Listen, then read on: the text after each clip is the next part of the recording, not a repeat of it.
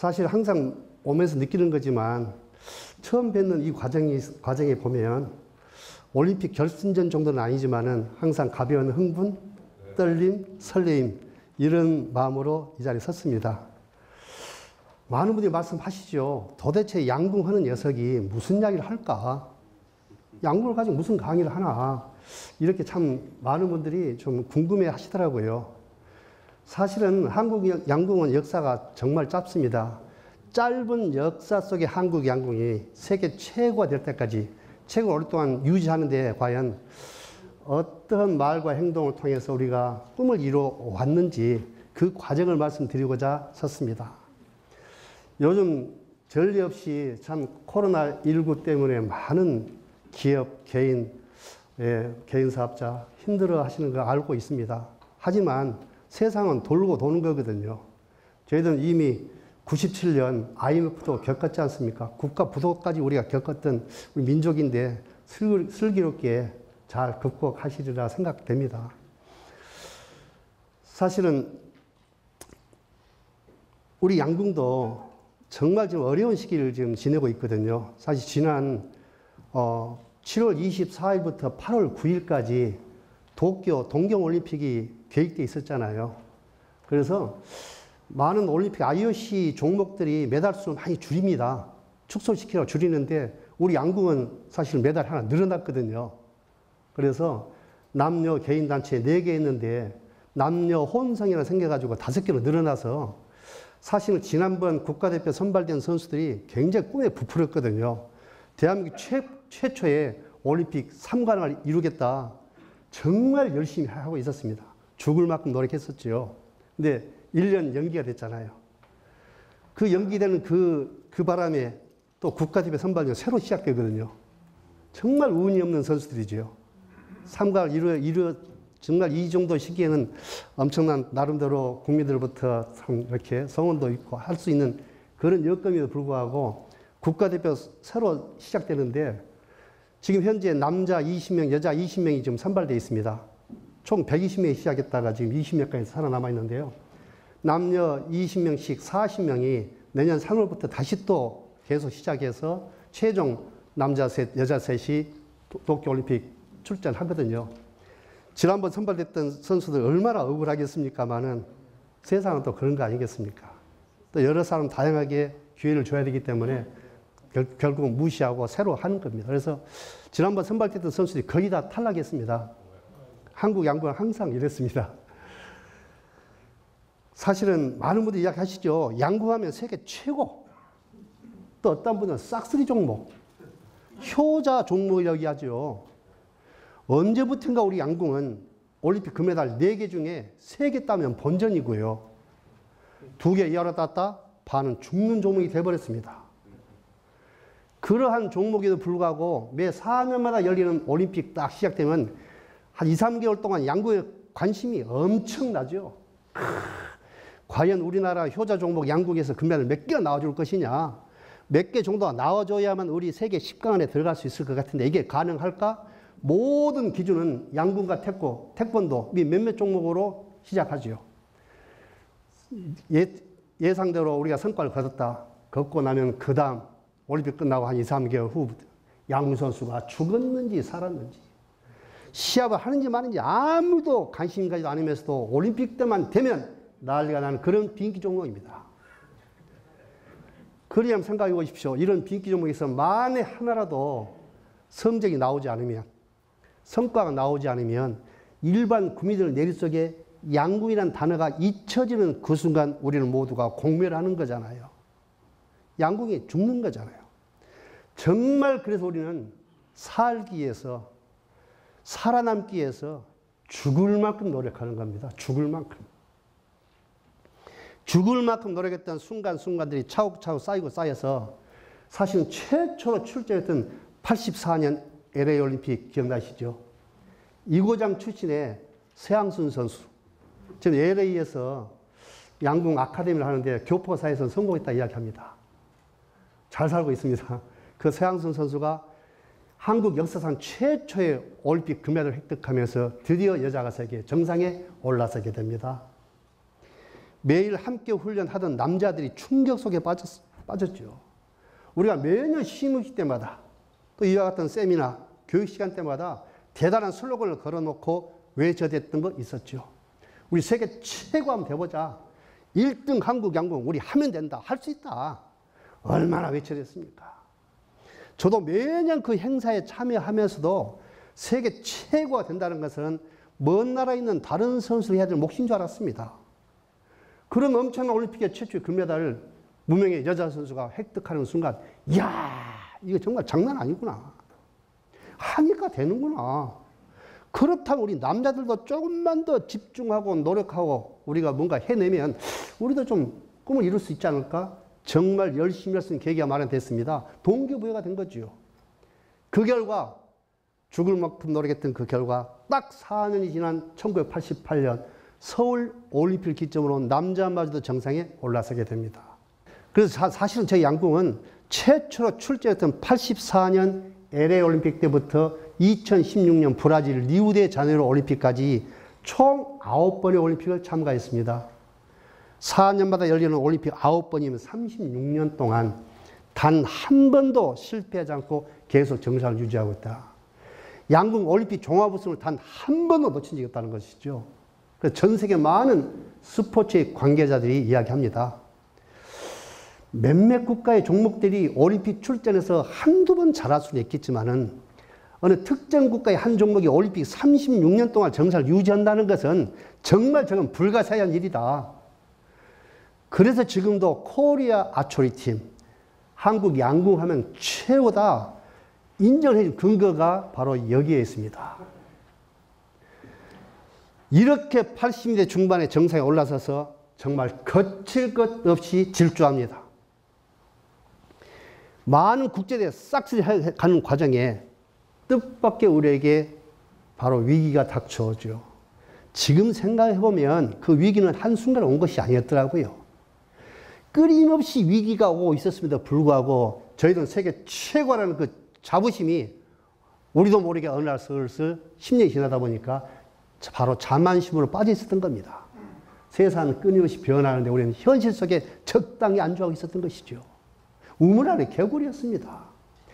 세계 정세를 좀 흘러가는 그 분위기를 파악하려고 해외 전주훈련 가야 됩니다라고 하면 무슨 소리냐. 우리가 세계 최고인데 전력 노출될 뿐이다. 가지 말자. 정말 우물 아래 개구리였습니다. 그래서 저희들이 충격을 받았던 게 바로 96년 미국에서 열렸던 아틀란타 올림픽 때 이야기입니다. 엄청난 충격이었습니다. 사실은 그때까지 전 세계 양궁 장비의 시장은 미국이 약 70%, 일본이 30%. 장비의 시장을 미국과 일본이 완벽히 장악하고 있었거든요. 그런데 그 두 개 회사가 매년 신제품이 개발돼 나와서 판매가 비싼 가격이 되는데 특히 미국, 일본에서 올림픽 1년 딱 전되면 미국과 일본에 경쟁될 만한 국가에는 철저히 신제품 양궁 장비 보급을 차단하는 겁니다. 안 주는 겁니다. 미국 전쟁 훑어다니면서 그 장비를 구입하려고 노력했습니다만 결국 총 사는 것보다 더 어려워요. 사는 걸 포기하고 돌아와서 선수들이 할 수 있는 이야기가 뭐겠습니까? 신제품 양궁 장비 구입할 수 없는데 방법 하나밖에 없다. 몸으로 때우자, 몸으로. 극복하자. 훈련량 늘려서 죽을 만큼 노력하는 겁니다. 그런데 주로 활의 제품의 바로 특성상 남자 선수는 미국 제품 활을 선호했고 여자 선수는 일본 제품 활을 주로 많이 사용했거든요. 그나마 철저하게 바로 관리를 하고 있다고 하지만 일본은 뭐 제일교포분도 계시고 지리가 가깝다 보니까 그래도 나름대로 조금씩 어렵게 구입해 쓸 수가 있었습니다. 미국 제품은 정말 구입하기 힘들었거든요. 그 장비의 한계로 인해서 철저하게 바로 예선부터 경쟁을 하는데 마지막 결승전 때요. 개인전에 미국에 패해서 은메달을 땄고요. 남자가. 단체전도 접전을 벌이다가 결국 1점 차이로 안타깝게 미국에 또 패했습니다. 물론 여자 선수는 금메달 2개, 남자들 은 2개 종합 우승을 차지했습니다만은 1점 차이로 패했다는 게 너무너무 억울하고 분했습니다. 이 장비만 조금만 밑받침 됐으면 우리가 충분히 그때를 극복할 수 있었을 건데 이야, 정말 슬프더라고요. 우리가 결승전 딱 시작할 때요, 입장하잖아요. 입장할 때 선수끼리 서로 상대방 장비를 서로 힐끗힐끗 볼 거 아니겠습니까? 우리 한국 선수단 가면서 미국 선수들 장비를 들고 있는 거 다 보면 벌써 포기하는 거예요. 최첨단 장비를 가지고 있는 미국이 과연 우리가 이길 수 있을까? 벌써 시합 전에 지고 들어가는 겁니다. 이걸 많은 연습량으로 극복해서 우리가 얼마나 노력했느냐. 충분히 승산이 있다. 자신감 갖고 하자. 결국 1점차를 패한 겁니다. 올림픽 끝나고 돌아와서 정말 몇 날 며칠 불나고 억울해서 잠을 못 잤습니다. 자다가 벌떡벌떡 일어났었죠. 그때가 느낀 게 과연 10년 동안 우리가 계속 전대 모든 데 싹쓸이해 가는데 우리에게 가장 중요한 4년만 열리는 올림픽 때만 되면 왜 특히 한국의 남자가 미국, 이태리, 영국 이런 선수에 피하는지, 왜 올림픽 때는 실패를 하는 건지 이유가 뭘까? 냉철하게 분석해 봤습니다. 결국은 장비의 문제였습니다. 아하, 정말 이렇다면 우리가 10년, 20년 후에 우리 한국 양궁의 미래를 생각한다면 뭔가 지금의 좀 절박함으로 변화와 혁신을 이루지 않으면 절대 살아남을 수 없겠다고 판단된 겁니다. 위기의식을 낀 거죠. 그럼 어떻게 할 것인가? 정말 집행부가 이거 하는 게 아니고 중간 관리자급에서 대표들 감독 코치를 비롯해서 각 실업팀의 대학팀의 감독 코치들이 모여가지고 논의하기 시작합니다. 위기의식을 끼기 시작한 거예요. 변해야 된다.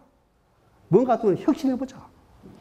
그래서 대한민국 양궁상 최초로 수안보에서 양궁 지도자 한 200여 명 모여가지고 바로 세미나가 열리는데 지역별로 본인 토의를 하고 나름대로 많은 양궁에 대한 문제점들 도출해서 우리가 해결해보자. 또 새로운 아이디어 한번 우리가 뭔가 끄집어내서 만들어보자. 열기가 정말 대단했습니다. 거기에서 우리가 결정된 거, 우리 손으로 정말 어렵다고 생각하는 양궁 장비 개발해보자. 우리가 경기력도 맨 땅에서 정말 이만큼 세계 정상에 올랐는데 장비 할 수 있다. 해보자.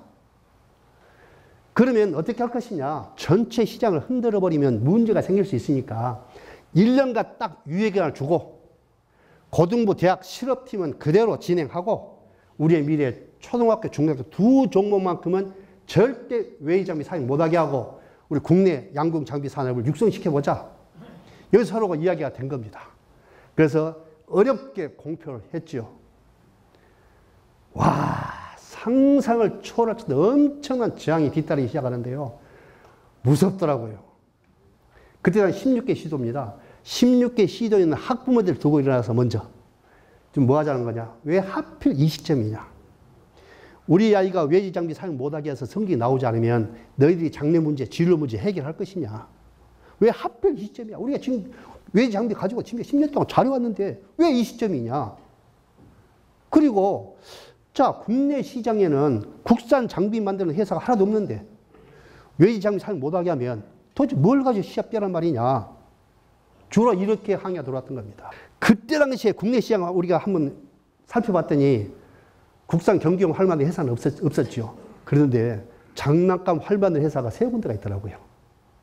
장난감 회사라고 하니까 규모가 있는 것 같이 보이지만 직원 한 대여섯 명 데리고 간에 수급에토 활 만들어서 뭐 2개월, 3개월에 한 번씩 컨테이너 한 박스씩 유럽으로 수출하던 활, 그 장난감 한 세트에 2불 90센트, 3불 10센트. 이렇게 하는 거예요. 이런 장난감 회사가 한 3군데. 설마 그거 가지고 시합 뛰자는 건 아니겠죠? 맞습니다. 다 똑같은 조건이잖아요. 해봅시다. 일단 해보고 나타나는 문제점들 개선할 때 발전할 수 있는 거지 해보이다고 하면 왜 안 된다고 합니까? 이거 분명히 우리가 절박함으로 이거 극복해야 됩니다. 해봅시다. 강력하게 밀어붙이는데요. 정말 참 서럽더라고요. 그때 몇몇 주도했던 지도자들 누구를 위해서 종을 울리느냐 이거 때리시자 우리 그만하자. 그러면서 또 한편은 우리가 시작할 때 이거 다 예상했던 거 아니냐. 이왕 한번 시작했으니까 10년 정도 하면 들고 파보고 그때도 잘못됐다 판단되면 우리가 모든 책임을 지고 깨끗하게 양국에서 우리가 물러나자. 그때까지 한번 해보자. 서로 위로하면서 가는 과정이 지금도 울컥해집니다.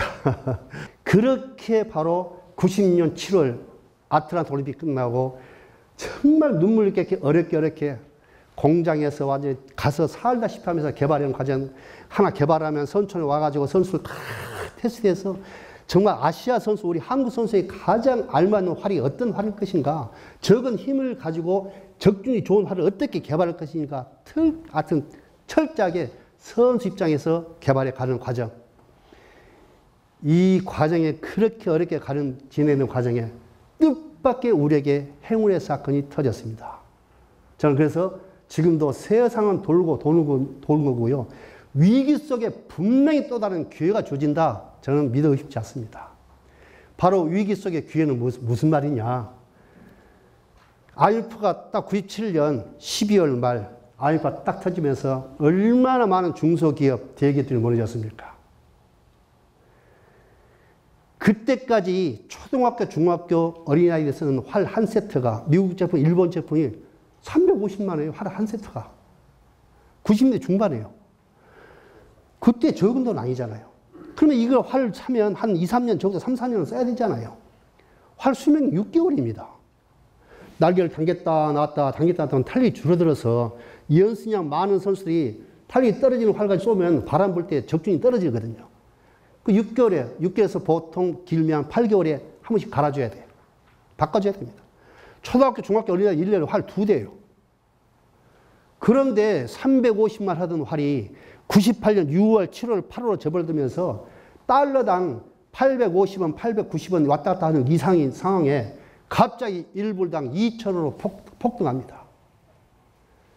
890원, 870원 하던 이 달러가 2,000원까지 툭 터다 보니까 350만 원 하던 활이 1,000만 원이 넘어가는 거예요. IMF 딱 98년 되니까 활 2대 2천만 원 줘야 됩니다. 그렇게 뒤에서 반대를 하는 그 수많은 분들이 순간 입 딱딱. 그때 뭐라고 하는지 아세요? 이야, 지금 생각해보니까 저 녀석들이 그래도 통찰력이 있었구나. IMF를 짜고 미리 국산을 제작 시작했구나. 난리가 났습니다. 사실 외장비 써라고 사정사정에도 어떻게 쓰겠습니까? 돈 2천만 원, 3천만 원이 없어서 자살자가 속출했던 그 IMF 시기에 어린아이, 초등학교, 중학교 아이들 2천만 원 주고 활 2대 사줄 수 있겠습니까? 쓰지 말라고 해도요, 말려도 우리 국산을 쓸 수밖에 없었죠. 우리 활 한 대에 12만 원, 2대 24만 원 주고 살 수 있잖아요. 쓸 수밖에 없었죠. 제품 개발에 박차를 가는 결정적 순간을 맞이하게 된 겁니다. 그 결과 딱 개발 4년 만인 2000년 시드니 올림픽 때는 우리 한국 선수 정말 꿈에 그리던 장비의 문제 완벽하게 딱 접고 우리 활을 들고 나가서 금메달 4개 중에 3개를 획득하는 쾌거를 이룩 합니다. 전 세계 양궁계가 경악을 했습니다. 시합 중간중간에 와서 구경하죠. 이렇게 전 세계가 많은 엄두도 못 냈던 이 활을 언제 활을 이렇게 개발했을까? 정말 한국 놈들 무서운 놈들이다. 사진 찍어가지고 구경하죠. 난리가 났습니다. 기분 좋게 우리 활을 들고 출전해서 금메달 4개 중에 3개 획득하고 금이 환영합니다. 감사합니다. 혹시 아테네, 그리스 아테네 가보신 분 계십니까? 8월 달은요, 낮 기온이 42도, 43도. 엄청난 폭염에 살지를 못합니다. 그래서 그리스 아테네는요, 시내 전체가 8월 달 한 달 동안은 바로 뭐 독일이나 스페인, 지중해 바캉스를 떠나는 거예요. 가족이 다. 바로 아테네 시내가 텅텅 비어 있습니다. 그 비어 있는 공간을 이용해서 2004년 아테네 올림픽이 열린 겁니다. 우리 양궁 경기장 파나티나이코 경기장은 분재에다가 구덩이를 팠는데요. 엄청나게 푹 꺼져가지고 바로 폭이 한 50m, 길이가 90m 타원형이 되어 있습니다. 여기가 제1회 올림픽 열렸던 메인 스타디움이에요. 거기서 1회 올림픽 열리더라고요. 그 조그마한 요만한 땅에 50m, 90m 여기서 양궁에 나도 의미가 있다. 우리 올림픽 때부터 1회 올림픽 때부터 양궁이 정식 종목이었거든요. 그래 거기서 시합을 하는데 대리석이 전부 다 관중석이 전부 다 흰색 대리석 깔아놨어요. 고정석입니다. 한낮에 딱 서 있으면 그 엄청난 폭염이 대리석에 부딪혀갖고 바로 경기가 쏟아지기 시작하는데 살이 익어요. 그런 좀 폭염은 처음 들었어요. 반바지 입고 있는데 살이 익다시피 하는데요. 그 반바지 자국이 2년 동안 안 지워지더라고요. 그 정도로 엄청 폭염인데 우리는 이미 올림픽 시작 3년 전부터 철저하게 현지 조사 다 했습니다. 엄청난 자료 다 수집해가지고 거기 맞는 그 폭염 속에 견딜 수 있는 어떤 제품의 활을 만드는 게 가장 선수에게 득이 갈 것인가, 가장 견딜 수 있을 것인가, 철저히 열에 강한 재료를 구입해서 엄청 3년 동안 했습니다. 최적의 상태의 열에 강한 활을 재질을 가지고 개별적으로 다 개개인 맞게 특성에 맞게 활을 제작을 했습니다. 딱 올림픽을 열렸는데 우리가 활을 딱 그려 놓고 9일 동안 올림픽을 치릅니다. 아침 8시부터 오후 5시 반까지 9일 동안 진행되는데 한번 생각해 보세요. 그 폭염 속에 놔둔 활이 견딜 수 있겠느냐고요. 3, 4일 지나니까 활이 세워놨는데도 터져요.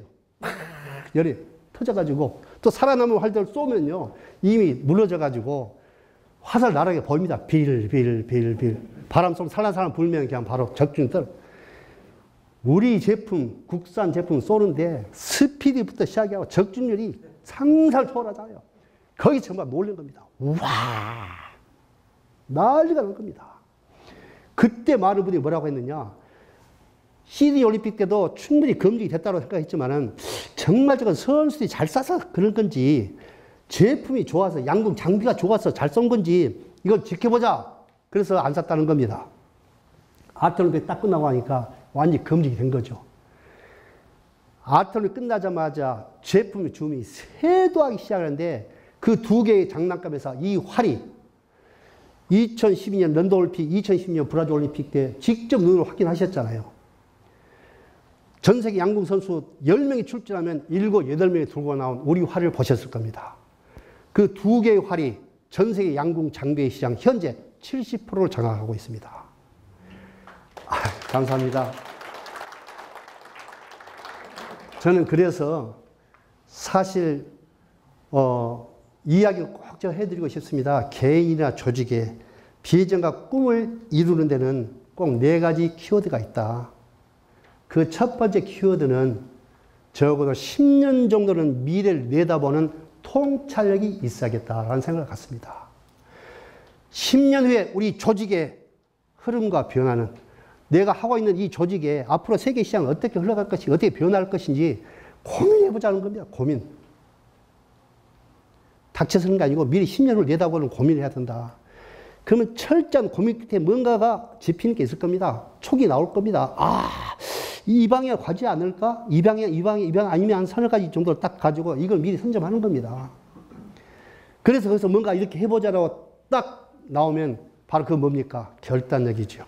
그래, 이거 한번 해볼까? 오케이. 10년 동안 한번 들고 봐보자. 하는 결단이 필요하다. 통찰 이후에 결단력. 결단했으면 세 번째 중요한 거 뭐겠습니까? 세 번째 키워드. 실행력이지요. 실행. 아무리 좋은 생각을 가졌더라도 움직이지 행동으로 옮기지 않으면 소용없는 거 아니겠습니까? 바로 실행력이다. 그런데 우리가 하다 보면 힘들어요. 많은 주변에 만류, 주변에 또 나름대로 비아냥, 또 나름대로 발목 잡는 거 정말 힘듭니다. 도전은요, 참 어렵게 힘든 게 바로 그 부분이에요. 지금 현재 잘 되고 있으니까 뭘 굳이 그렇게 위험하게 하려고 하느냐. 바로 결단로 행동력까지 가는데, 실행력까지 가는데 가장 중요한 건 마지막 4번째 키워드는 지속력입니다. 지속력. 적어도 10년 정도 끝까지 물고 늘어지는 악발의 정신이 필요하다. 악발의 정신. 정말 저는 그렇게 생각합니다. 이 세상 살아가는데 내가 하고자 하는 이 일에 죽을 만큼 노력해봤느냐, 정말로. 죽을 만큼 노력했으니까 과연 얼마 정도 노력했느냐. 일주일 해봤느냐, 한 달 해봤느냐, 1년 동안 두고 파봤느냐. 내가 이거 안 되면 죽을 거야. 이런 절박함으로 한번 노력해봤느냐. 이런 생각을 꼭 하고 우리 선수에게 갖고 이야기합니다. 그런 마음가짐이 필요하다. 그래서 이 세상 살아가는데 개인의 비전과 발전, 조직의 비전, 꿈, 목표, 4가지 키워드가 꼭 우리에게 일상적으로 가슴에 품고 살아가야 될 키워드가 4가지 아닌가 하는 생각을 갖습니다. 이렇게 모든 역사를 이루어가는 과정에 이건 누가 하는 일입니까? 이 역사를 누가 만들어 가는 겁니까? 우리가 하는 거잖아요. 양궁은 우리 선수 지도자가 해가는 겁니다. 그래서 사실은 이 조직 사회, 이 조직을 이끌어 가는데 가장 중요한 뭐냐면 팀원들과 리더들 간에 팔로우 리더십, 팔로우십, 우리가 흔히 리더십은 우리가 많이 듣기도 하고 책도 많이 보지만 팔로우십 책은 없잖아요. 그래서 저도 팔로우십에 관련된 책을 한번 써보려고 하는데 정말 어렵더라고요. 팔로우십이. 왜 그러냐면 우리가 흔히 어느 조직에서 팔로우라고 생각하는데 이 사람도 그 조직을 벗어나면 어느 조직 가면 리더가 될 수 있는 거거든요. 또 사실 내가 이 조직에서 내가 밑에 팔로우지만 가정에 들어가면 내가 리더일 수도 있는 거거든요. 그래서 리더 팔로우십이 참 이렇게 경계가 애매모호하다. 그래서 리더십은 팔로우십과 함께 해야 된다. 뭘 의미하는 거냐? 바로 팔로우와 리더가 함께 해야 된다는 것이 상생해야 된다는 것이지요. 나는 리더니까 너는 팔로우니까 이게 아니고 함께 상생하지 않으면 절대 살아날 수 없는 게 현재 사회입니다. 그럼 생각해 보십시오. 아무리 강신장을 태어났다 하더라도 올림픽 결승전에 딱 섰을 때 선수들 한번 생각해 보십시오. 심리적 압박감, 공포, 두려움은요, 상상을 초월합니다. 강신장요? 절대 타고나지 않습니다. 약간의 차이는 있겠지만 그건 훈련으로 만들어지는 거지요. 그래서 저는 사실은 많은 선수들과 지도자가 함께 하면서 수많은 시간 서로 소통합니다. 소통을 하는데 정말 중요한 거 저도 가끔 가다가 깜빡깜빡하고 놓치는 부분이 있는 부분인데요. 선수를 다 모아놓고 올림픽이 한 번씩 끝나고 나면 나름대로 서로 간에 잘된 점, 못된 점 서로 간에 의논을 하지 않겠습니까? 그런데 그 나름대로 우리가 성과를 거뒀지만은 나름대로 많은 문제점도 또 내포하고 있잖아요. 그걸 또 개선해야 그 다음 또 차기 올림픽을 준비할 수 있는 건데, 그럼 이제 면담합니다. 면담 과정에서 서로 소통하죠. 야, 이러이러하는데 솔직하게 이야기해보자. 우리가 많은 것도 우리 개선해야 하기 때문에 자, 주장부터 가면서 정말 필요한 것들, 부족한 부분들 이야기해봐라.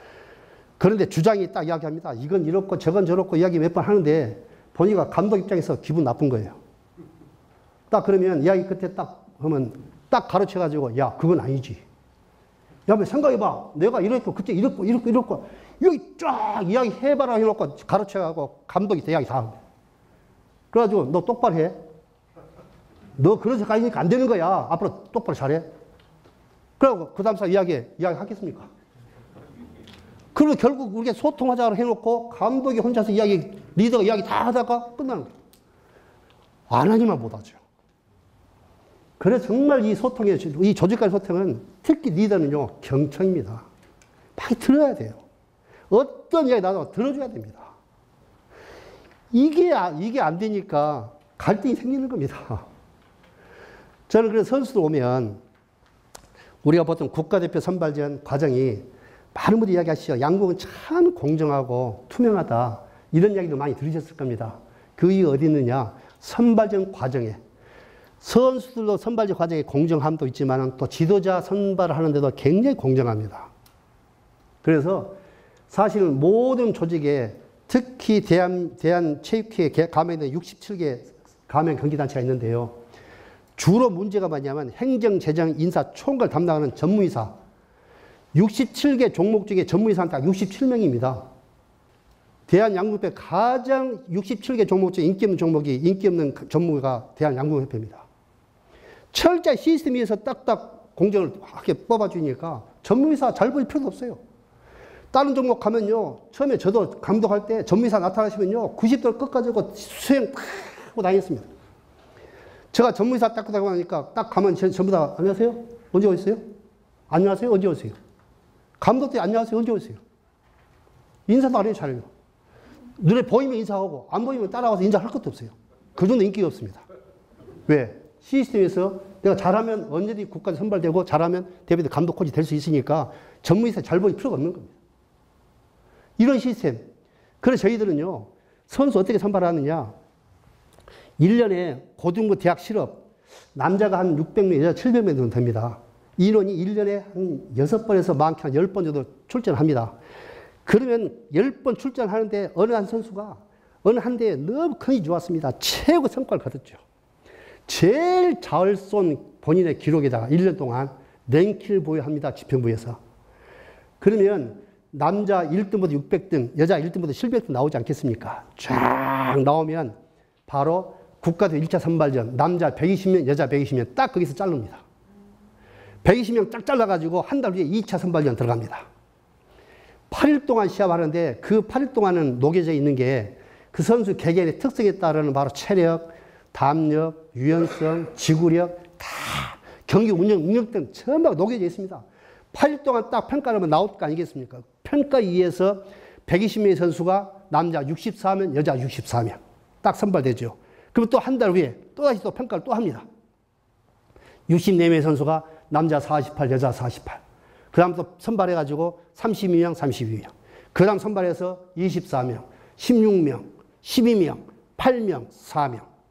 남자 넷, 여자 넷 살아남지요. 그럼 누구나가 이건 대한민국 최고 선수가 인정합니다. 그런데 안타까운 올림픽은 남자 셋, 여자 셋, 6명이 출전하는 거잖아요. 그럼 8명의 선수를 어떻게 6명을 압축할 것인가? 적은 숫자를 어떻게 평가할 것인가? 가장 합당한 평가 근거가 뭔가 고민하다가 3번의 월드컵 국제대회를 출전시키는 겁니다. 이 선수가 과연 연습용인지 시합용인지 국내용인지 국제용인지 이걸 한번 보자. 그래서 3번의 월드컵 국제대회를 출전시키는 겁니다. 그 현장에서 딱 3번 국제대회 딱 치른 결과를 가지고 성적대로 1, 2, 3, 1, 2, 3. 마음에 한 명씩 탈락하는 겁니다.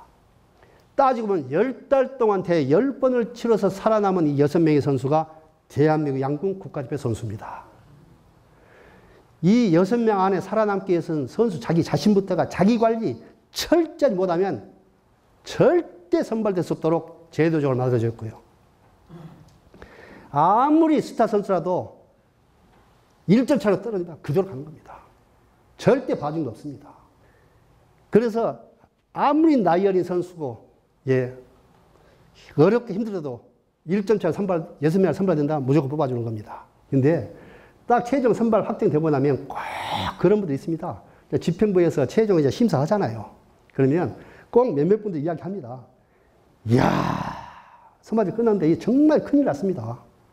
이 중요한 올림픽을 앞두고 한 발 실수한 것 때문에 떨어진 저 선수는 지난번 올림픽 때 2관왕 아닙니까? 세계 선수권 2관왕이고 정말 좋은 성과를 거둔 선수인데 1점차 탈락했습니다. 이거 어떻게 할 겁니까? 근데 1점차 선발된 저 친구 한번 스펙 보세요. 태극마크 한 번 달아본 적도 없고 국내 대회조차도 금메달 따보지 못할 친구인데 선발됐습니다. 그래서 감히 제안하는데 두 선수 다시 교체합시다. 그러면 선발전 의미가 없지 않습니까? 안 됩니다. 그대로 가야 됩니다. 그대로 저희 양궁은요, 깍 갑니다. 이 작은 원칙 하나 때문에 한국 수많은 나이 어린 양궁 선수가 무슨 생각을 하느냐면, 야, 정말 내같이 가난하고 백그라운드 없고 스펙 부족해도 선발전 과정에서 딱 1점 차로 선발되면 무조건 확정시켜 주는구나. 이게 바로 믿음이죠. 바로 열심히 할 수 있는 동기부여를 해주는 거잖아요. 근데 원칙 지킨다는 게 정말 어렵고 힘듭니다. 뭐, 여기 계시는 우리 회장님께서 잘 하실 겁니다. 원칙 지킨다는 게 정말 어렵고 힘들다는 거예요. 저는 뼈저리 느꼈던 게 하나 있습니다. 2012년 런던 올림픽은 저는 잊을 수가 없습니다. 제가 최초 남자 올림픽 금메달 땄던, 남녀가 다 땄던 88년 서울 올림픽 잊을 수가 없고요. 두 번째 제가 꼽아라면 2012년 런던 올림픽입니다. 10달 동안 거쳐서 딱 선발된 남자 셋, 여자 셋 확정됐는데, 보통 확정되고 나면 선수 모두가 다 그냥 관례적으로 한 2주 정도, 열흘에서 한 2주 정도는, 한 보름 정도는 약간의 슬럼프로 빠집니다. 야, 올림픽 메달 따기보다 어렵다고 하는 국가대표 선발됐구나. 나의 큰 꿈은 이제 곧 이루어지겠구나. 엄청 자부심 느낌과 동시에 또 무한, 예, 바로 책임감 때문에 살짝의 긴장감을 놔버릴 수도 있습니다. 됐다라는 안도감이죠. 그래서 보통 한 열흘 정도 지나면 제 컨디션 찾아서 바로 올라오는, 컨디션 조절해야 올라오는데, 여자 선수 3명 중에 1명이 올라오지 못하고 계속 바닥으로 헤매고 있습니다. 나중에 엔트리 제출 최종 바로, 예, 2달 남겨놓고 최종 마지막 엔트리 제출하고 나면 교체하기 어렵거든요. 엔트리 제출 2달 동안 바닥을 헤매기 시작하는데, 나중에 어느 정도냐면 우리나라의 중학교 1학년 수준 선수로 떨어진 거예요. 그 우리가 그때는 사회적으로 가장 큰 이슈가 뭐였느냐. 정말 한국 양궁 올림픽 7연패를 달성할 것이냐 못할 것이냐. 우리나라 이상의 7자에 많이 집중을 하죠. 3, 3번. 예, 럭키 7. 요 집착을 많이.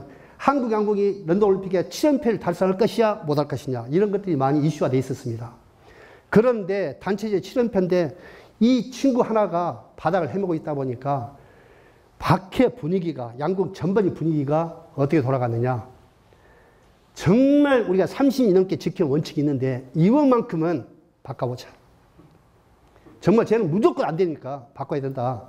이런 분위기가 형성된 겁니다. 바꿔도 누구 한 사람 의의할 사람이 없어요. 사회적 분위기가, 양궁 전체 분위기가 바꿔야 된다고 갔으니까. 그러면 이걸 공식적으로 예, 날 타고 정식으로 문서화해서 교체를 해야 되지 않습니까? 그런데 아무도 여기 나서지 않습니다. 왜? 데비드 코치 감독이 이 선수 교체를 요망합니다라고 정식으로 예, 올리면 여기에 의해서 집행부에서 결정해서 교체해주면 되는데 책임지기가 싫은 겁니다. 그 친구하고 저도 평생 국가대표 감독을 하는 것도 아니고 그 친구 평생 국가대표 선수가 아닌데 사실은 그 친구가 아무리 바닥에 헤매고 있지만은 내가 감독할 때 이 선수 교체를 요망합니다라고 올리면 두 사람 사이는 죽을 때까지 평생 왼수가 되는 거죠. 그러니까 결정을 못하고 바꾸기는 바꿔야 되겠는데 감독도 성적 올려야 되니까 바꿔야 되겠는데 책임지기 싫으니까 정말 발 하나 넣었다 뺐다 이러고 있는 겁니다. 저는 지금 생각하면 정말 저 나쁜 놈이었습니다. 지금도 반성합니다. 평생을 반성하고 살고 있습니다. 그때 저는요, 가장 좋은 방법은 집행부의 선수 교체하는 것이 아니고 대일기에서 이 선수 자신이 내가 양궁 전체 여자 양궁 발전해서 내가 물러나겠습니다. 그리고 4등을 했던 선수에게 제가 양보를 하고 물러나겠습니다라고 이게 가장 좋은 방법이라고 원칙을 해소하지 않고 선수 자신이 그만두는 이게 자체가 은근하게 그렇게 제가 좀 유도를 했던 게 아닌가 이런 생각이 들기도 합니다. 그런데 그때마다 이 선수가 했던 이야기가 뭐라고 하는지 아세요? 전무님, 비록 내가 지금 바닥을 해보고 있지만 저 믿어주세요. 올림픽 하면 정말 잘할 수 있을 것 같아요. 믿어주십시오. 그 눈빛이 정말 거절하기 힘들 정도로 애절함이었습니다. 얼마나 애절했겠습니까? 전무에서 말 한마디면 교체가 되는 상황인데 하다 보니까 만날 때마다 믿어주세요. 저는 그래서 그래 믿어줄게. 그런데 가능성만 좀 보여줘. 연습 기록으로라도 한번 보여줘. 이걸 가지고 봐. 이만큼 올라갔으니까 우리 그대로 가자. 이렇게 나 설득할 테니까 좀만 보여줘. 저도 그게 미치겠습니다. 그렇게 해주고 싶은데 안 되니까 미치겠습니다. 그런데 믿어주세요. 올림픽 하면 잘할 수 있습니다. 사람 미쳐버리죠. 지금은 엉망인데 올림픽 하면 잘할 수 있다는 겁니다. 어떻게 믿겠습니까? 누구가 결단하지 않으면 이 팀워크의 분위기는 그대로 갈 수밖에 없겠다. 그래서 이야기합니다. 모든 책임을 제가 지겠습니다. 원칙대로 그대로 갑시다. 나머지는 하늘의 뜻입니다. 그 집행부에서 회장단에서 전무이사가 무슨 제가 잘못이 있느냐? 감독이 책임져야지 무슨 소리 하는 거냐? 누군가는 책임져야 됩니다. 그래서 혹시 성적이 안 나오면 모든 책임 제가 지겠습니다. 그래서 제가 약속을 하고 조용해지더라고요. 그 간 게 2012년 런던올림픽입니다. 2012년 런던올림픽 결승전 기억나십니까? 비바람이 몰아치기 시작하는데 엄청난 폭우가 쏟아졌습니다. 그런데 70이 쏘잖아요. 70이 10점짜리가 지름이 12cm예요. 요 크기입니다. 요 크기. 요 크기의 10점짜리를 70이 전방에다 놔보세요. 이게 보이겠습니까? 좋은 날도 보면 500원짜리 동전 크기 정도, 이 정도 다 잘 보면 이거 보이거든요. 폭우가 쏟아지다 보니까 안 보이는 거 흐릿하게. 그러니까 선수들이 대충 짐작해가지고 상대방 선수 마찬가지죠. 쏘는 거예요. 그렇게 결승전 때 쏟아지는데 아마 엄청 배 쏟아지다 보니까 1번 쏘는 선수가 바로 5조를 했던 것 같아요. 12시 방향에. 날아가면서 떨어질 거 생각하고 12시 방향 5조를 했는데 그 와중에 그대로 6점에 딱 꽂히는 순간. 6점 딱 쏘는 순간 우리 집행부가 앉아있다가 우리 여기까지야. 끝났다. 우리의 운은 여기까지다. 은메달을 만족해야 될 모양이다라고 정말 실망했습니다. 왜? 잘 쏜다는 보장이 없는 2번이 대기하고 있다 보니까 끝났다라고 생각했습니다. 근데 이게 웬일입니까? 2번 한 발 쏜 게 그대로 피 노래 딱 10점에 갖다 적중하는데 그때 집행부가 왁 아니고요. 우리끼리 눈이 둥그래가지고 도대체 웬일이야? 이런 의미였습니다. 기쁜 게 아니고 제가 웬일이야? 이런 그 비반을 치는데 10점을 쏜 거예요. 그리고 3번 선수가 7점 쏘면서 2점을 지고 갔습니다. 야, 우리 한국 여자 양궁 사상 올림픽 첫 엔드에 2점 지고 가는 것은 처음입니다. 거기서 하는데 두 번째 딱 쏘잖아요. 두 번째 엔드에 들어갔는데 1번 쏘는 선수가 또 약간 덜 오전했는지 8점에 12점 딱 꽂는 거예요. 이제 끝났구나. 진짜 끝났구나. 그래서 2번 쏘는 선수가 이게 웬일입니까? 또다시 10점에 그대로 꽂아주는데 정말 딱 놀래가 뒤질 뻔했습니다. 난리가 났습니다. 3번이 9점 쏘면서 동점 나와가지고 거기서부터 1점 차이로 2점 왔다 갔다 하는데 엄청난 최저치야. 손에 땀을 집니다. 그런데 한 사람 앞에 8발씩 쏘거든요. 세 발, 한 발, 1엔드. 한 발, 2엔드. 8발씩 쏩니다. 그래서 240점 만점이죠. 24발. 8발씩 3명이니까. 그런데 8발 중에 그 비바람 몰아진 상황에서 바로 6발을 10점에 꽂아 놓고요.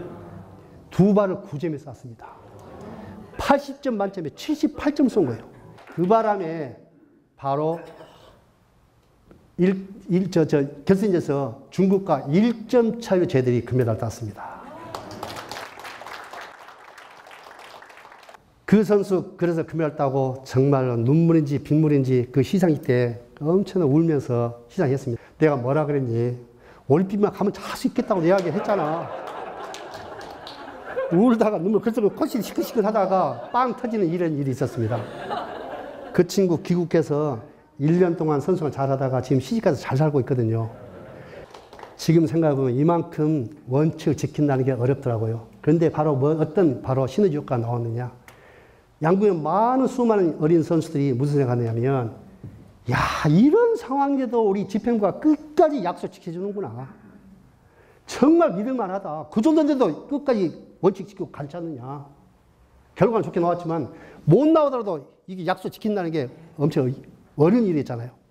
바로 리더와 팔로 간의 신뢰가 여기서 더 한층 더 쌓이는 이런 결과가 나왔습니다. 그래서 선수들 개개인의 부족한 부분들을 정말 그걸 채워넣으려고 보완하려고 상상을 초월하고 많은 훈련을 합니다. 심지어 때로는 근성을 키우고 담력을 키우려고 공수 특찬도 훈련 가지요. 해병대 UDT 훈련 가지요. 공도 매지는 이건 그냥 왔다 갔다 하는 거고요.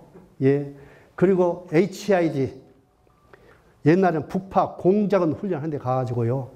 엄청난 그런 훈련, 살아있는 뱀 가지고 몸에 집어넣었다가 예비에 넣었다 뺐다 이런 훈련까지 해가면서 선수 하나하나 자기 본인의 기량에 맞게끔 철저하게 바로 맞춤형으로 훈련 지도하는 겁니다. 그래서 결단력을 키우고 바로 담력을 키우고 근성을 키우고 마지막 결정 순간에 10점에 딱 꽂아 넣을 수 있는 바로 마지막 한 발의 능력이 어디서 나오느냐. 절대 타고난 것이 아니라는 것이죠. 바로 리더와 팔로 간에 정말 끊임없는 소통에 의한 바로 설명하고 함께하자. 이런 분위기가 만들어지면서 넘어설 수 있었던 겁니다. 사실 저는 항상 느끼는 게 뜨거운 열정을 가져라 합니다. 뜨거운 열정입니다. 열정을 치는 아무리 위대한 비전, 거대한 꿈 절대 이룰 수 없습니다. 열정이 가장 무서운 적이 뭐죠? 태만 아닐까요? 태만. 자포자기 아닐까요? 가장 중요한 것은 뭐 내 하나쯤이야. 뭐 누군가 하겠지 뭐. 오늘 못하면 내일 하면 되는 거 아니겠어? 오케이, 다음 주부터 열심히 하면 돼. 이런 안념은 없었을까요? 삶은 도전이잖아요. 우리 지금 이 순간 도전입니다. 도전하다 지치면 지른 거예요. 지쳐서 포기하면 실패한 인생 되는 겁니다. 미쳐야 살아남지 않습니까? 미쳐야. 지속적인 미쳐야 됩니다. 근데 그냥 미치면 바보가 되죠. 우리 조직과 가정에 비전과 꿈에 미칠 때 우리 큰 신앙이 이루어진다고 생각합니다. 오늘 김봉기 우리 회장님 비롯한 우리 회원사 각 회장님들 이 아침 시간에 좀 많이 부족한 저의 강연을 들어주셔서 너무 감사드리고요. 바로 코로나19 잘 극복하고 정말 한 단계 더 성숙된 우리 큰 조직, 가정의 큰 꿈이 이루어지기를 기원하면서 인사를 가름하겠습니다.